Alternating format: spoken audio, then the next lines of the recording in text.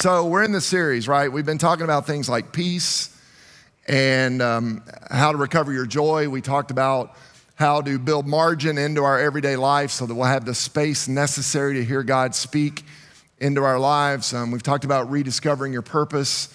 And the whole point of this series was to help us get reconnected with the life that most of us know we were actually created to live. Like most of us are perceptive enough to see that what we're getting out of everyday life is not necessarily all that God wants us to experience. So today I want to wrap this series up with a simple parable. At the end of the Sermon on the Mount, which I would argue is the greatest sermon ever preached, Jesus tells a story about houses and about storms and about rock and about sand. I don't know of a more appropriate story for us to wrestle with this morning, given everything that our world has gone through over the past few days. Jesus is kind of summarizing his teaching in the first 7 chapters of Matthew, and then he latches onto this story. Here's what he says. Therefore, everyone who hears these words of mine and puts them into practice is like a wise man who built his house on the rock. The rain came down, the streams rose, the winds blew and beat against that house. Yet it did not fall because it had its foundation on the rock. But everyone who hears these words of mine and does not put them into practice is like a foolish man who built his house on the sand. The rain came down, the streams rose, and the winds blew and beat against that house, and it fell with a great clash. I want to start by testing our knowledge of great American literature. There's another story in our culture that has a familiar feel. And in this story, all the characters are builders, and there are 3 of them. They each construct a house, and there's a contrast between wise and foolish building. Every house faces a test, and if the house is built wisely, it stands. If it's built foolishly, it falls. Anybody recognize that story? 3 little pigs, right? I love how alert and awake you are. Very literate congregation today, so that's good. Picked up on it. Every little pig builds a house, and every house faces the big bad wolf. If you know the story, you know that one day the big bad wolf indeed does show up and says, little pig, let me come in. And the little pig says, not by the love it, yes, not by the hair of my chinny chin chin. 2 of the pigs build their houses out of junk, maybe because it's easier, or maybe because it's cheaper. And what's fascinating is they never stop to ask the question, will this house I'm building stand up to the big bad wolf's test? Well, as you know, one little pig builds his house wisely, and it lasts, and indeed it does stand up to the test. There's something about house building, something about this metaphor, I think, for our lives that sinks really deep into the human soul.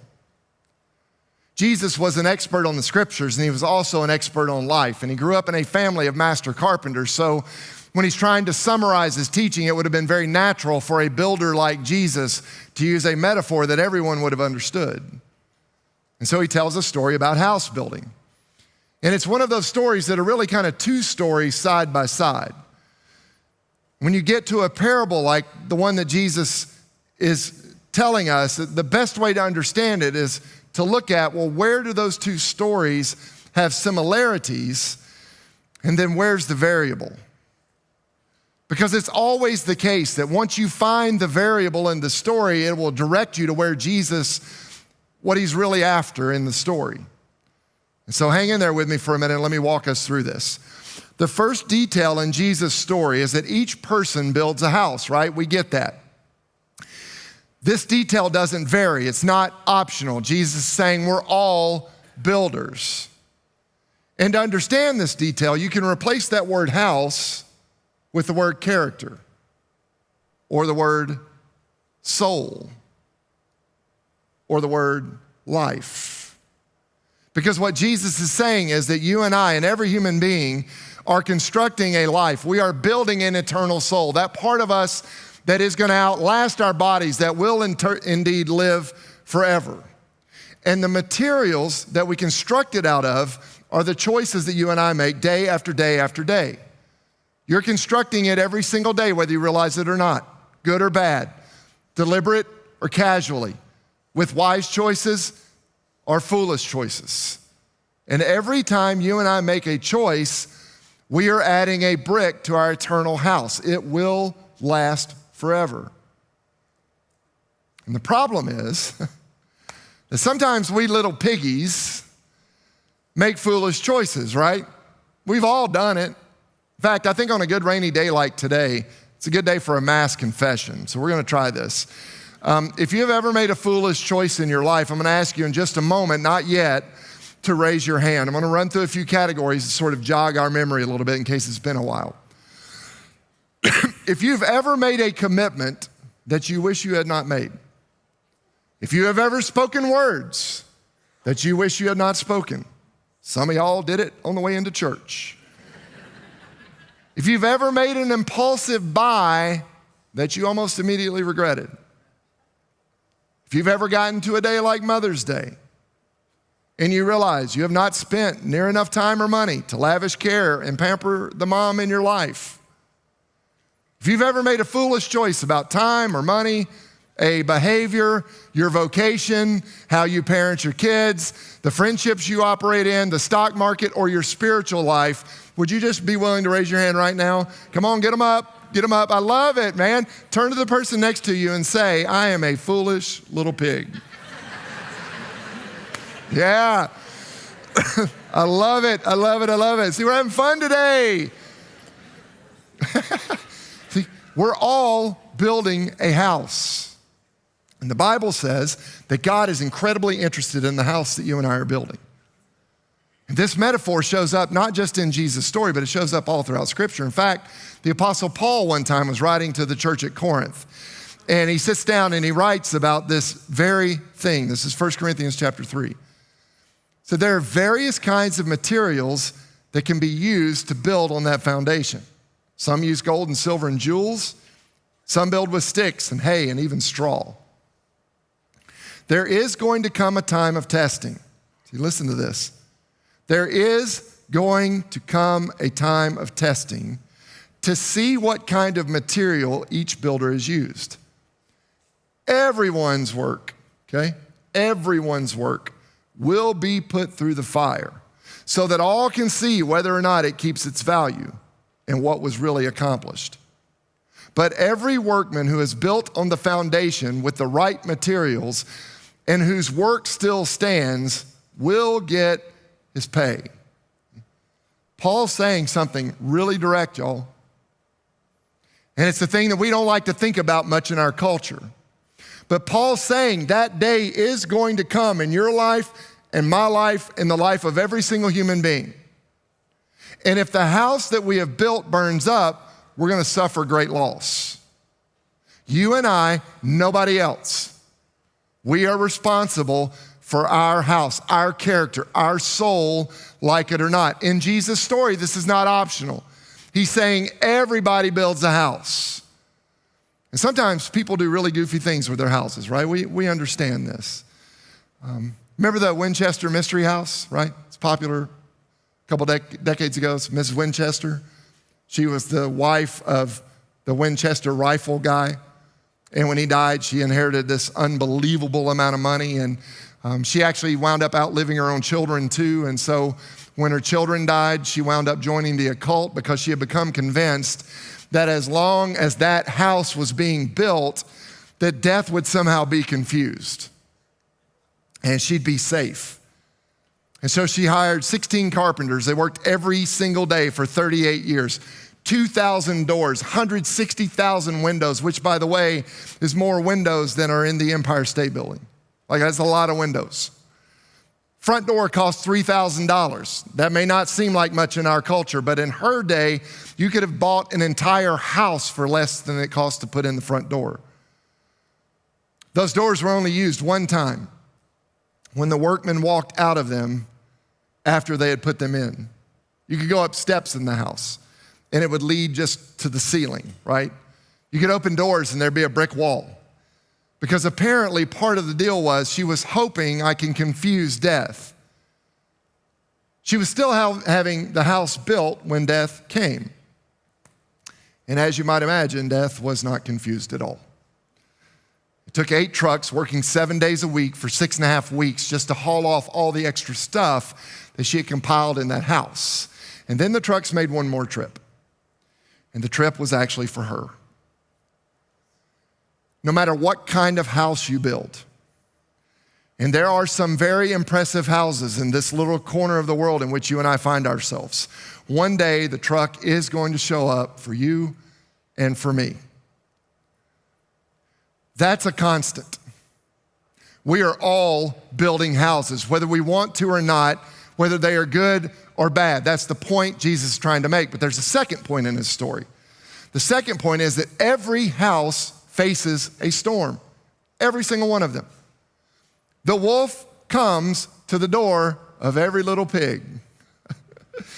I won't take time to read it, but Jesus' story, his description of the 2 storms, the one that comes against the house built on the rock and the one that comes against the house built on the sand, they are absolutely identical storms, word for word, because he wants to make it clear to his audience and to you and I that this is not a story about how to build a house where there are no storms.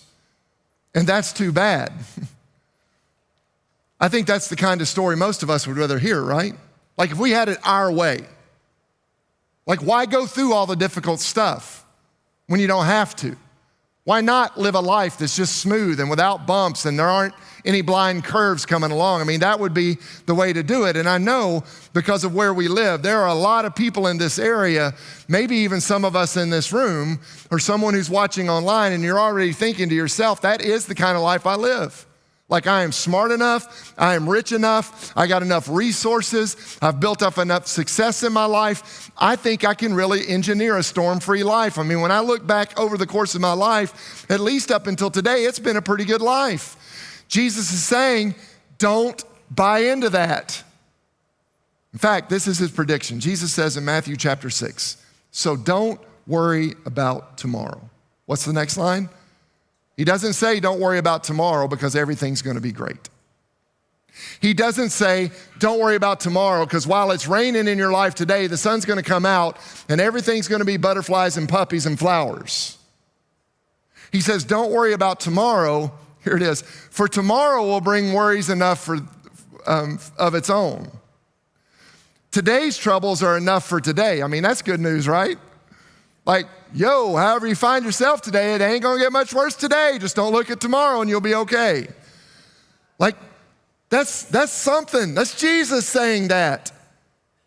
Jesus' prediction is trouble today, trouble tomorrow. That's the world in which we live. We understand this, right? I mean, think about everything that's going on in the world right now. It's nuts. We've got wars breaking out everywhere. There's threats of more war and the impact that could have. There are people suffering all over the place. We had a hurricane sweep through a third of the nation and just wreak havoc. We got a weird economy where a lot of people are struggling. We got this deal of can we get our kids up and get them where they're supposed to be, and will they be safe when they go there? Can I keep working that same old job? Can I pay my rent? Can I take care of the people that I love? I mean, today's trouble are enough for today. Most of us, if we're honest, we'd be like, yo, I'm tapping out, man. I got enough. My plate is full, right? I mean, a lot of us live there. Everybody builds a house. You are building an eternal soul. Everybody faces a storm. It is going to come your way. And maybe for some of us, it is right now. And it's in that moment that it reveals what actually matters most.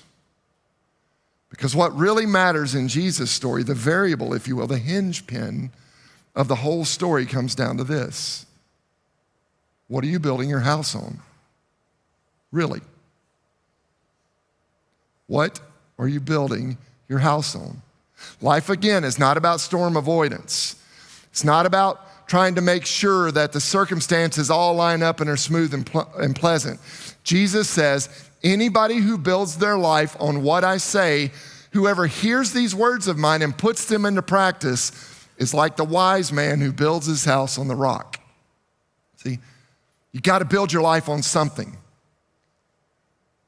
We, by nature, the way we're created, need to give our allegiance to something or someone some authority in our life. And so Jesus is saying, if you'll give me the authority, if you'll take me as your Lord, if you'll just say, Jesus, whatever you say, I'm gonna do my best to seek to understand it. I'm gonna let you guide my time. I'm gonna let you guide my money, my relationships. You're gonna set the values in my life that I hold true to.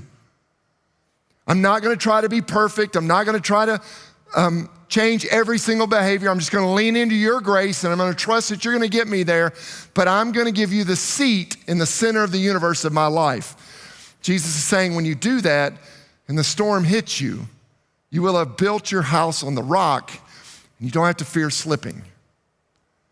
But build your life on anything other than me and you're building it on the sand. See, one day the storm is gonna come. And you may have a real impressive looking life, but it's gonna blow away. Now, the obvious question when you hear this story, when it gets to the part of the guy who builds his house on the sand, is how in the world did he get into that mess in the first place? Like, why would somebody do that? This is interesting. Jesus doesn't say that he set out to do something evil. Nor does he say the guy that built his house on the sand was like defiant, looked up into heaven, shook his fist at God and said, I know how to build this life better than you do, so why don't you go take care of something else on the other side of the universe? I'm gonna do me right here in my life. The adjective that Jesus uses to describe this guy is interesting. He describes him as foolish. Not angry, not defiant, foolish. This is the human condition that every single one of us wrestles with. You see it in kids, right? When kids do something foolish, parents always ask the same question. We've done it for centuries. I feel like I've probably over the course of my parenting asked it about 74.5 million times. It's a question designed to try to make sense out of the inexplicable, right? It's a search for meaning and rationality, often revolving around a particular behavior that we might not agree with. It's a question of 5 words. Parents, you know it, right? Why did you do this? We're like professionals at that. Why did you stick a spaghetti noodle up your brother's nose? Right? Why did you leave your bicycle riding where the car would run over it? Why did you do this? It's always the same answer, isn't it? I love it. I don't know. Think about how rational that is, though. If they knew why they did it, they would just tell you why they did it, right? That's what makes it irrational. If you were to ask the man in this story, if you were to say, look, you've got one and only one life. You know that you are going to die one day. You know the storm is going to come along someday. Why in the world would you build your one and only life on the sand? I think he would say the same thing. I don't know. It seemed like a good idea at the time. It just happens. This is life. Unless you choose, no one plans to lead a mediocre life. I've never met anyone who said, you know what, I'm just shooting for the middle. If I can just be average, I'm cool with that. Never met that person. Never sat down with a couple as we're planning their wedding, and I've done a ton of them. Not one time did they look at each other at some point and say, you know, we are madly head over heels in love with you. I can't wait to marry you. But let's just say about 20 years from now, let's plan on wrapping this thing up in divorce court. Like, I've never met a couple that said that. I've never once met one person that walked into a bar and said, you know, today's the day. I'm gonna become an alcoholic. Like, I've seen what alcohol does, makes people fun. I want that in my life. I've never met anybody battling an addiction that set out to be an addict. I've never met a single parent who goes through the process of having kids who says, you know what, one day I think I'm gonna get so busy and I'm gonna get so wrapped up in my career and I'm gonna be gone so much of the time that my children won't even know who I am. And maybe if I'm lucky, one day they'll carry that hole in their heart of my absence with them and they'll give it to their kids. Nobody nurses a grudge and says to themselves, you know what, I'm gonna shoot for becoming a little more bitter. Like, I got enough joy There's joy all around. What we need is a little bit of anger, right? Like what we need is some resentment. What we need is that festering thing that grows into bitterness, right? Like the bitterness in my life would be a real blessing to those around me that love me. Nobody ever sits down and plans on going to hell. It just happens. I don't know. See, Jesus is giving us what I think is an incredibly direct illustration of what life ought to look like for those of us that are trying to follow in his footsteps. He gives two simple keys. That's it. It's what I love about Jesus. Never complicates anything. Just two simple keys. He says, first, you got to listen. Everyone who hears these words, this is about knowledge, right? We got to know who Jesus is. We got to know what Jesus said. We got to know what he stood for. We got to know what he expects for his followers.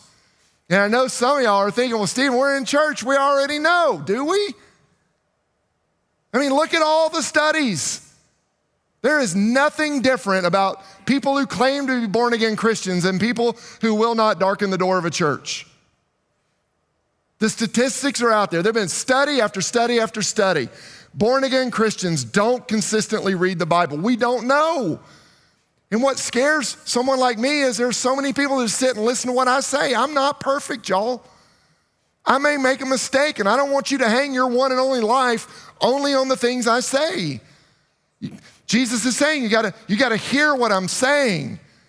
This story shows up at the right moment in Matthew, because Matthew the first few chapters of Matthew to get to chapter 7 represent everything Jesus said. And then you get this story, and then everything after chapter 7 for a ways through the gospel, it's an illustration of how Jesus took his words and put them into practice. So you see all these stories of healing, right? So you got to know, but he also says you got to do, right? Everyone who hears these words and puts them into practice. So it's not enough to just know. We should read the Bible. We should take studies. We should engage to learn as much as we can.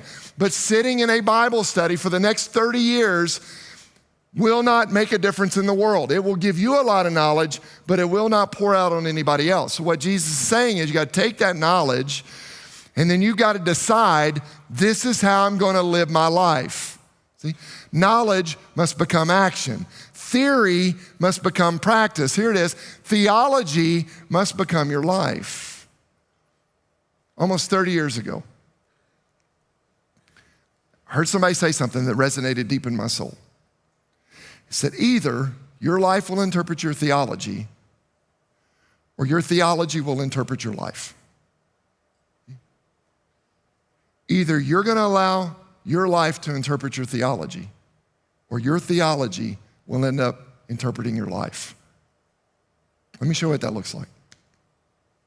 Over the past year, I've had an opportunity to walk with a ton of you guys through some really bad stuff.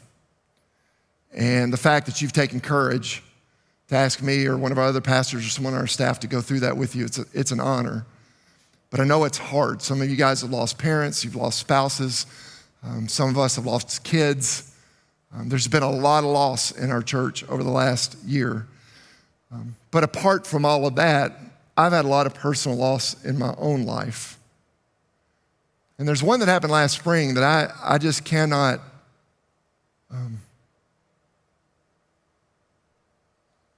I cannot figure it out. My friend Lynn, been a part of this church for decades. Some of our best friends. Used to sit right over here every Sunday, liked to wear hats. She got breast cancer. I know a lot of you guys are dealing with that now. And she fought her way through it, and we thought she was in the clear, and she got a little bit of a respite, and then it came back, and it spread all over her body, and she wound up dying last spring. This is somebody that, like Beth and I raised our kids together. I mean, I've married some of her kids, and it's hard. And so I've been kind of wrestling with that almost every single day, and I came across a book. It's written by a guy named Greg Boyd, and it's called Letter from a Skeptic. And it's a series of letters that he wrote to his dad, who was an atheist at the time. And they were intended to try to convince his dad look, this is why I'm a follower of Jesus. And they're just these raw, really powerful exchanges back and forth between a father and a son. And there's one letter in particular where his dad talks about the sudden loss of his wife, so that would be Greg's mom. And in it, he talks about how they prayed and prayed and prayed, and they begged God to bring healing into her life, but it just felt like God didn't care. Like some of us have been in that moment.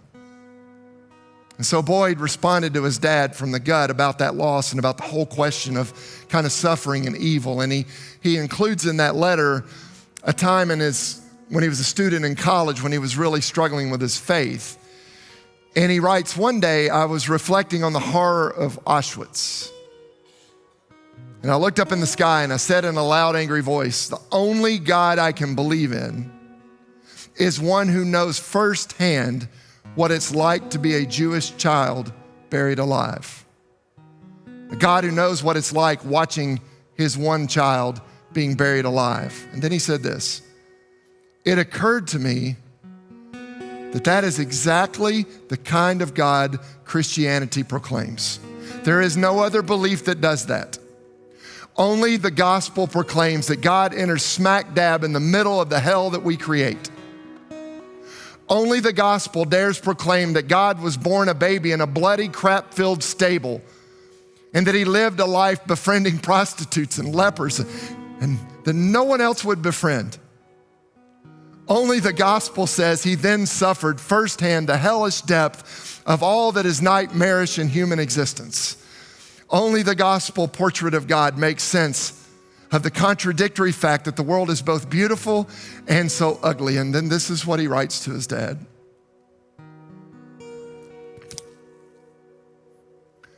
I don't know exactly why God didn't answer our prayers for Mom. I know that if it wasn't for human sin, and if we weren't involved in this spiritual war, this painful situation would have never arisen. But more important than this explanation, he says, is understanding God was suffering with you and with me and with Mom. He cries too. And through his participation in our pain, he wants to redeem it.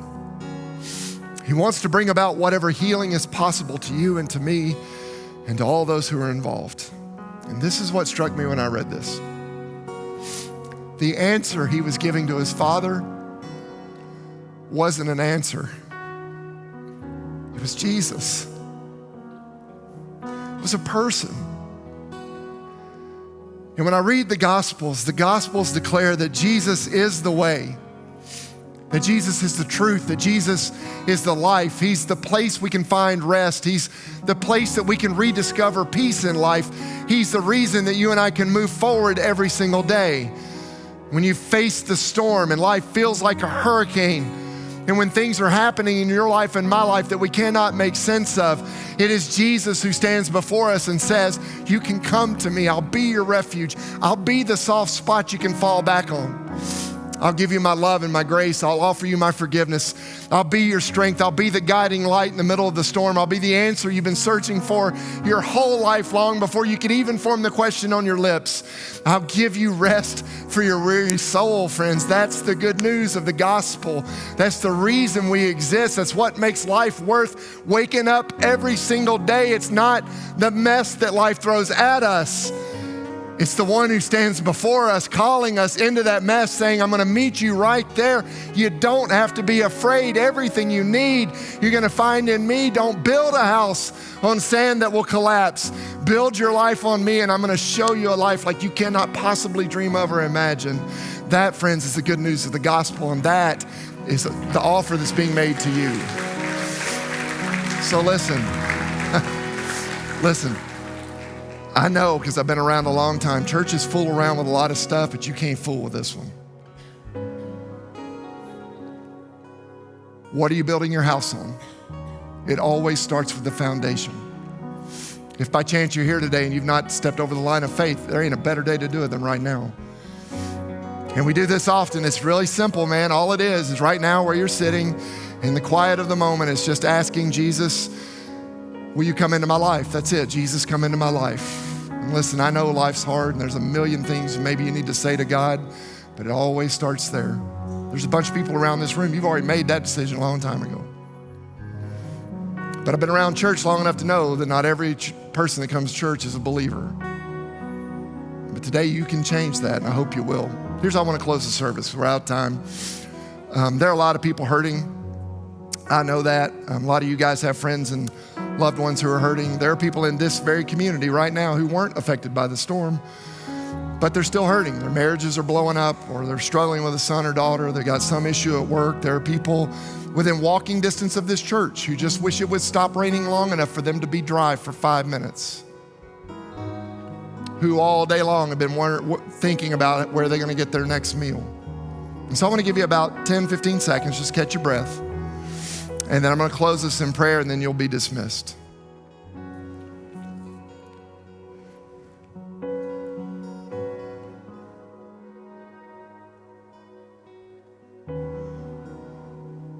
God, it has been an incredibly long 7 days for a lot of people. It's hard to imagine that what started as just a little flutter on a radar, just a few days later could grow into such a ferocious beast, wreak havoc all over the southeast part of our country.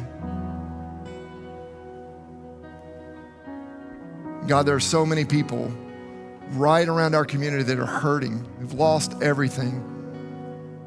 And it's hard sometimes in the midst of so much tragedy to try to figure out, well, what can we do to help somebody? But while we can't do everything, all of us can do something. And so God, I pray that you'll continue to lead us into those right relationships to give people the help that they need in the moment. God, for anyone in the room who's struggling right now, who's watching online that maybe has made a decision they're going to step over that line of faith, God, prove to them exactly who you are. And Lord, as we leave this place, like always, I want to ask that you give us the gift of your Holy Spirit, that you'll watch out for us and protect us until we have a chance to gather together again. And we'll give you all of our lives and all of our prayers to you in the name of the resurrected Jesus. Amen. Thank you guys for coming. See you next week.